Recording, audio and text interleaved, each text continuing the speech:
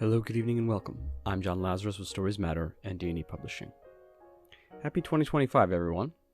I'm excited about what the new year has in store, even if D&E Publishing is currently going through some legal trouble my lawyer advised me against mentioning. My past few videos focused mainly on personal grudges and vendettas, so I've decided to put the focus on you, the viewers, by answering some of your questions. In today's mailbag installment, I'll field questions from readers who paid the $3 enrollment fee on my website to get a chance to send me a message. We'll make resolutions for personal improvement, or, failing that, promises to bring our enemies down to our level on this edition of Stories Matter.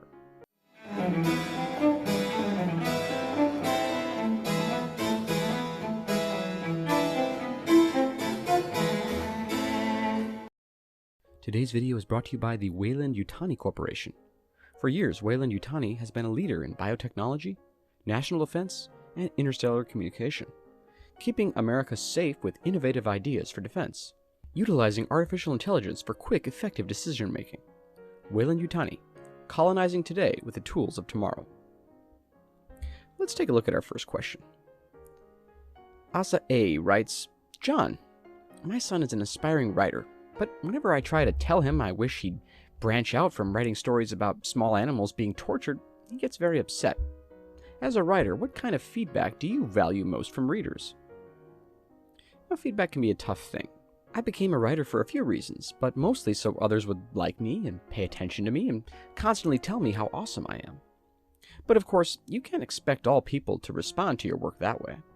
Some people are just idiots who don't understand good writing.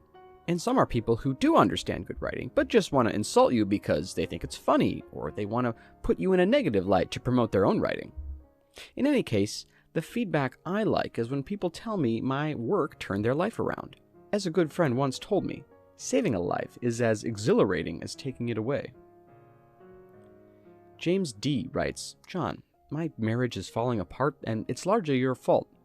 My wife inexplicably loves your books, but I don't see the appeal. I feel like I couldn't really love someone who likes what you do. So my question is, what's your favorite book you've written? If I read that and liked it, it might just save this marriage. That's a tough choice. While Spilled Milk was the first book I published on an actual label, and Twilight was, for some reason, my financial breakthrough, I'd have to say Zodiac was the book I was most proud of. For those who haven't read it, the novel is about the Zodiac Killer, a fictional serial killer who plans to kill 12 different people over a 12-year period, using each animal of the zodiac. I thought it was a clever concept, and I really had to get creative and push myself as a writer to think of ways a rat, a rabbit, and a rooster could be used to kill someone. Emily W. writes, John, my coworkers were upset that I wrote a fictional short story for an online magazine that used their real names and addresses. Should I not have done this? Do you base your characters on real people? Oh, all the time. Pretty much any villain I write is at least somewhat loosely based on my father or the prostitute who helped raise me.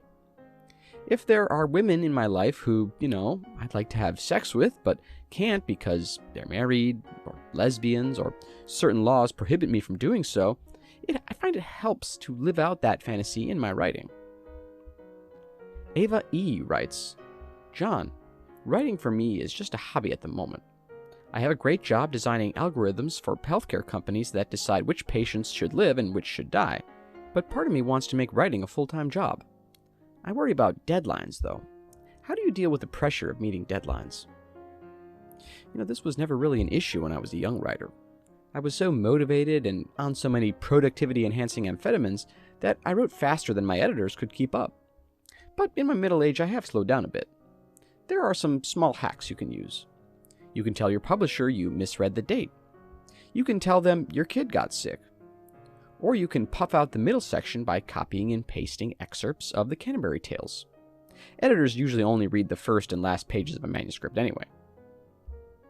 Johnny S. writes, John, do you ever consider the reader's perspective when writing? No. Henri O. writes, John, I'm a self-published author with a few books out and mostly good reviews. But one person keeps giving me the harshest reviews on social media. It's either my stepdad, mad that I refused his sexual advances, or my boss, mad that I keep advancing on him sexually. Anyway, how do you deal with bad reviews? An author can't let bad reviews get to them. Unless you know the reviewer personally, then you absolutely can. My lawyer says I shouldn't give you any advice on your specific situation, but I will share something that worked for me once. I had this one reviewer who constantly review bombed all my books on all the online bookstores. But their big mistake was using the same username on all these platforms. After a little social engineering, I learned it was actually a person from my own publishing company upset that, because of a clerical error, they hadn't been paid in 5 months. Talk about a "the call is coming from inside the house" moment. Now, I don't care what you say about me personally or about my ability to lead people as a boss and make sure they receive at least minimum wage, but leave my works of art out of it, you know? We eventually agreed to have that worker be compensated for time unpaid plus an extra month's salary if they promised to take their reviews down. So it all worked out in the end. Angela W. writes, "John, I can't stand the sound of your voice and I hate your videos, but I did end up reading your most recent book, Glossolalia and Other Stories, and I was surprised to find it witty, insightful, poetic, and the exact opposite of how you come off here. Anyway, what authors did you dislike at first but grew into?" Well, sci-fi writer John Scalzi was someone I didn't really like. Not because of his books, but because he threw me out of one of his book signings for trying to get him to secretly endorse several books on the D&E label. But then years later we were actually on the same panel at a book conference and we hit it off. Ended up going to a strip club later. Lovely guy.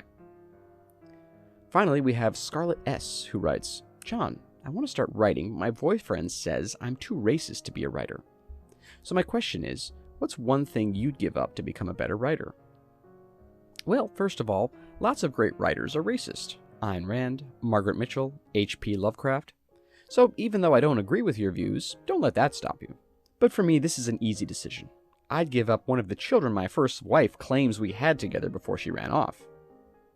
That's all for today. Please don't forget to like and subscribe, and I'll leave you with this week's Author Quote of the Week. See you on the next one.